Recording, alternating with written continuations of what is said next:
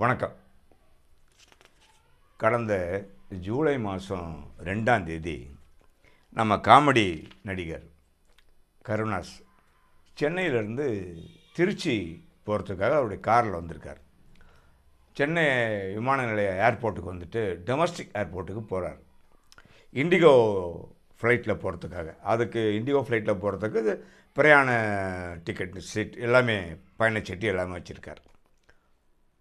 தன்னுடைய சூட்கேஸோடு அவர் போகிறார். அப்படின்னும்போது வழக்கம் போல் ரொட்டீனாக எல்லாருமே அந்த central industrial security force police இருப்பாங்க இல்லைங்களா, பாதுகாப்பு அதிகாரிகள், அவங்க எல்லாருமே செக் பண்ணி தான் அனுப்புவாங்க. பப்ளிக்கு செக் பண்ணுவாங்க, அவங்க வச்சுருக்கிற பேக்கெல்லாம் செக் பண்ணுவாங்க. ஸோ அந்த மாதிரி செக் பண்ணும்பொழுது கருணாஸ் எடுத்துன்னு போன சூட்கேஸை அவங்க செக் பண்ணுறாங்க. செக் பண்ணும்போது அந்த ஸ்கேன் பண்ணும்போது அந்த ஸ்கேனில் என்ன சொல்லுது அப்படின்னா, இந்த பெட்டிக்குள்ளே வெடிபொருள் சம்பந்தமான பொருள் இதில் இருக்குது அப்படிங்கிறது இண்டிகேட் பண்ணுது. இண்டிகேட் பண்ணோன்னா போலீஸெல்லாம் உஷாராகி என்னடா அப்படின்னு சொல்லி உடனே பெட்டியை திறங்க அப்படிங்கிறாங்க.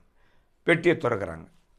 பெட்டியை திறந்தால் அதில் 2 பாக்ஸ் இருக்குது. அதில் 2 பாக்ஸில் 40 புல்லட்ஸ் தோட்டாக்கள் இருந்திருக்கு. அதை பார்த்து என்ன தோட்டாக்கள்னா 0.32 mm ரக பிஸ்டல் யூஸ் பண்ணுற தோட்டா. அது புல்லட் இல்லைங்க, இது நீங்கள் சட்டப்படி புல்லட் நீங்கள் எடுத்துன்னு பிரயாணம் பண்ண முடியாது, ஃப்ளைட் சர்வீஸில் நீங்கள் ஃப்ளைட்டில் போக முடியாது அப்படின்னு சென்ட்ரல் செக்யூரிட்டி ஃபோர்ஸில் சொல்கிறாங்க. அதுக்கப்புறம் இவர் என்ன சொல்கிறாரு, ஏங்க எனக்கு துப்பாக்கி இருக்குது, இதை பாருங்கள் லைசன்ஸு. ஒரிஜினல் லைசன்ஸ் எடுத்து காமிக்கிறார். துப்பாக்கி இருக்குது, இந்த தேர்தல் நடத்தை விதிகள் அமலுக்கிறதுனால நான் துப்பாக்கியை திண்டுக்கல் டிஸ்ட்ரிக்ட் போலீஸில் ஒப்படைச்சிருக்கிறேன், இது புல்லட்டு தான் அப்படின்னா, எதுவாக இருந்தாலும் நீங்கள் எடுத்துன்னு போக முடியாது, ஃப்ளைட்டில் ஏற முடியாது, அதாவது விமான பாதுகாப்பு சட்டப்படி நீங்கள் இதெல்லாம் எடுத்துன்னு போக முடியாது அப்படின்றாங்க. சரி, என்ன தான் பண்ணுறது, நாங்கள் இதை பறிமுதல் பண்ணிவிடுவோம் அப்படின்னு சொல்லியிருக்காங்க. அப்புறம் பேச்சு அப்புறம் சட்டப்படி நீங்கள் எடுத்துன்னு போக முடியாது அப்படி சொன்னவங்க அந்த தோட்டாலாம் இவர்கிட்டே கொடுத்துட்டாங்க, கருணாஸ்கிட்டே கொடுத்துட்டாங்க. இவர் என்ன பண்ணுறாரு, உங்கள் சங்காத்துமே வானடா அப்பா, என்ன ஆளை ஒழுங்கடா அப்படின்னு சொல்லிட்டு ஏர்போர்ட்லேருந்து வெளியே ஃப்ளைட்டில் போகாமல் காரில் போயிட்டார் திருச்சிக்கு. சரி, இது ஒன்றும் ஒரு பெரிய மேட்ரா இல்லை சாதாரண மேட்ரா, எப்படி எடுத்துக்கணும்னு தெரியல. இது இப்போ சாமானியமாக நம்மளை மாதிரி ஆளுங்க, சாதாரண ஆளுங்க இந்த மாதிரி தோட்டா வெட்டுன்னு போயிருந்தா போலீஸ் என்ன பண்ணியிருப்பாங்க. இதை தான் நான் விசாரித்தேன். ஏர்போர்ட் சர்க்கிள்லேயும் போலீஸ் சர்க்கிள்லேயும் விசாரிக்கும்போது அவங்க தகவல் சொன்னாங்க. எப்படி சொல்கிறாங்க அப்படின்னா, அதாவது கைத்துப்பாக்கியோ பிஸ்டலோ எதுவாக இருந்தாலும் ஏர்போர்ட் உள்ள எடுத்துன்னு போகக்கூடாது. ஏர்போர்ட் உள்ள எடுத்துன்னு போகிறீங்களோ இல்லையோ விமானத்தில் பிரயாணம் பண்ணக்கூடாது. யாராக இருந்தாலும் சரி துப்பாக்கியோட பிரயாணம் பண்ணக்கூடாது, பிரயாணம் பண்ண முடியாது சட்டப்படி. அது என்னென்னா bureau of central aviation security act, இதன்படி துப்பாக்கி யாரும் எடுத்துன்னு போகக்கூடாது உள்ள. சரி, இப்போ மினிஸ்டர் வராங்க, சென்ட்ரல் மினிஸ்டர், ஸ்டேட் மினிஸ்டர்லாம் வராங்க, அவங்களுக்கு இந்த மாதிரி த்ரெட் இருக்குது அப்படின்னும் போது போலீஸ் துப்பாக்கி பாதுகாப்போடு வருவாங்க இல்லைங்களா. அப்படி துப்பாக்கி பாதுகாப்போடு வருகின்ற அமைச்சர்களோ மத்திய எம்பியோ யாரோ அந்த செக்யூரிட்டி கார்டு இருப்பாங்க இல்லையா, அந்த கார்டு கூட கையில் துப்பாக்கி வச்சிருக்கக்கூடாது. அவங்க லக்கேஜில் தான் போட்டு எடுத்துக்கணும். லக்கேஜில் போட்டு வெளியே வந்தவொடனே எடுத்துக்கணும். ஏர்போர்ட் விட்டு வெளியே போனோடனே அந்த துப்பாக்கி தோல் மேல் போட்டுக்கின்னு அமைச்சர் பின்னாடி நின்றுன்னு போகலாம். ஆனால் ஏர்போர்ட்லேயோ ஃப்ளைட்லேயோ துப்பாக்கி வச்சிருக்க முடியாது. கிளியர் கட்டாக சென்ட்ரல் ஆக்ட் சொல்லுது. சரி, நம்ம கேட்கலாம், ஜனாதிபதி பிரதமர்லாம் வராங்களேன்னு.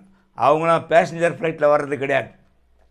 அவங்க தனி விமானத்தில் போகிறாங்க. ஐஏஎஃப் மிலிட்ரி அந்த மாதிரி தனி விமானத்தில் போகிறவங்களுக்கு பிரச்சனை இல்லை. பேசஞ்சர்ஸ் பிரயாணிகள் போகிற ஃப்ளைட்டில் யாருமே துப்பாக்கி எடுத்துன்னு போகிறதுக்கு நாட் அலவுட், நாட் பர்மிட்டட்.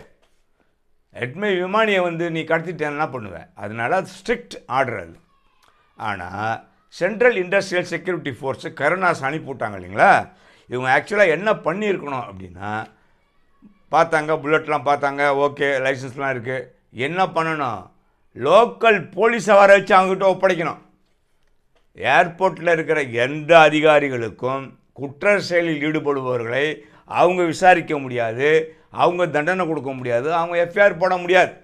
என்ன தப்பு யார் பண்ணாலும் குற்றவாளிகளை கூட்டின்னு வந்து லோக்கல் போலீஸில் இன்டிமேஷன் கொடுத்துட்டு, இதை பாருங்கள் சார், துப்பாக்கியோடு வந்திருக்கிறார் இவர், தோட்டாவோடு வந்திருக்கிறார் இவர் வந்து வெடிபொருளோடு வந்திருக்கிறாரு, இந்தாங்க பிடிச்சிக்கங்க, விசாரணை பண்ணிக்கங்க அப்படின்னு அவங்ககிட்ட ஒப்படைச்சிடணும்.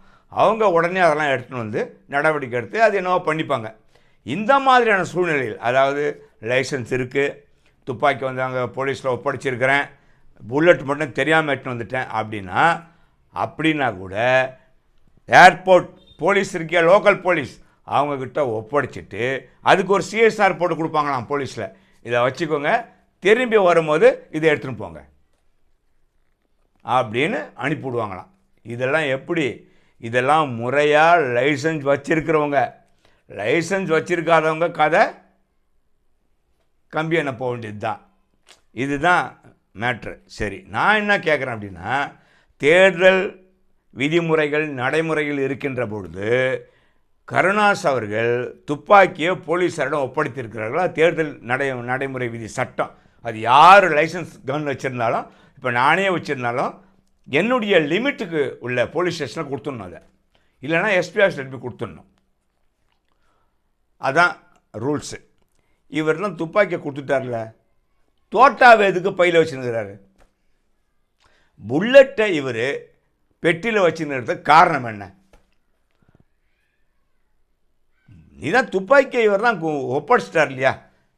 துப்பாக்கி இருந்தால் தானே நீங்கள் தோட்டாவை பயன்படுத்த முடியும், புல்லட்டு போட முடியும். துப்பாக்கி அங்கே இருக்குதுன்னா நீ எதுக்கு புல்லட் எடுத்துன்னு போகிற? எதுக்கு அண்ணாச்சி கருணாஸ் அண்ணாச்சி வந்து புல்லட்டை முன்ன தனியாக எடுத்துன்னு போகிறாரு? அதுனா காரணம்? அப்போ அது யாரும் கேட்கல, அது வேறு விஷயம். நான் கேட்குறேன், புல்லட்டுக்கு வேலையே கிடையாது. அப்போ வேற ஒரு துப்பாக்கி வச்சுருக்கிறீங்களா? அப்போ கள்ள துப்பாக்கி வச்சுருக்கிறீங்களா? இதே மாதிரி இந்த புல்லட் சேர்ற அளவுக்கு வேற ஒரு துப்பாக்கி வச்சுருக்கிறீங்களா? எதுக்கு நீங்கள் வந்து அந்த புல்லட் எடுத்துன்னு போகிறீங்க? என்ன காரணம்? உங்களுக்கு தான் வீடு, நீங்கள் என்ன வீடு வாசலில் உள்ள நீங்கள் ஒரு எமினன்ட் பர்சன், அந்த புல்லட்டை வீட்டில் வச்சுட்டு போக வேண்டியது தானே? எதுக்கு கூடவே பையில் வச்சுன்னு போகிறீங்க? ஏதாவது திருச்சியில் வேறு ஏதாவது துப்பாக்கி வச்சுருக்கிறீங்களா இதை போட்டு பயன்படுத்துறதுக்கு? எதுக்காக இந்த புல்லட்டை அவர் கையோடு எடுத்துன்னு போனார்? அதை சொல்லணும், அதை கேட்டிருக்கணும். சென்ட்ரல் இண்டஸ்ட்ரியல் செக்யூரிட்டி ஃபோர்ஸு கேட்கல, மறமாட்டீங்க. இப்போ சாதாரண ஆளுங்க போனால் போட்டு உருட்டி எடுத்து ஆச்சா போச்சான்னு அவனை வந்து நொங்கு எடுத்துகிட்டு இருப்பாங்க. கருணாஸ்ன்றதுனால பல்லழிச்சின்னு விட்டுட்டு இருப்பாங்க. நான் கேட்குறது இதான், துப்பாக்கியோ ஒப்படைச்சிட்டிங்க, புல்லட்டு எதுக்கு எடுத்துன்னு போகிறீங்க? அதை மட்டும் சொல்லுங்கள். எதுக்காக எடுத்துன்னு போகிறீங்க? யாரும் கேட்கல, அவரும் சொல்லலை, திருச்சி போயிட்டார். கள்ள துப்பாக்கிக்கு எது புல்லட் யூஸ் பண்ணுறாரா இல்லை எதுக்கு யூஸ் பண்ணுறாரு ஒன்றும் புரியல. பார்ப்போம், இது சம்மந்தமாக வேறு ஏதாவது செய்திகள் வருதா, இல்லை ஏதாவது காத்தோட்டமாக ஏதாவது விவரங்கள் நமக்கு தெரிய வருதா அப்படின்றத பார்ப்போம். இல்லைன்னா நாம் என்ன பண்ண முடியும் சொல்லுங்கள்? நடவடிக்கை எடுக்க வேண்டியவங்க காவல்துறை, போலீஸார். நம்ம ஒன்றும் நடவடிக்கை எடுக்க வேண்டியதில்லை, அரசாங்கம் பார்த்துக்கிற வேலை. நமக்கு செய்தி வந்துச்சு, சொன்னோம், நம்மளுடைய கடமை முடிஞ்சு போச்சு. மக்களுக்கு சொல்ல வேண்டியது என்னுடைய கடமை. மீண்டும் இன்னொரு காணொளி காட்சியில் உங்களை சந்திக்கின்றேன். நன்றி, வணக்கம்.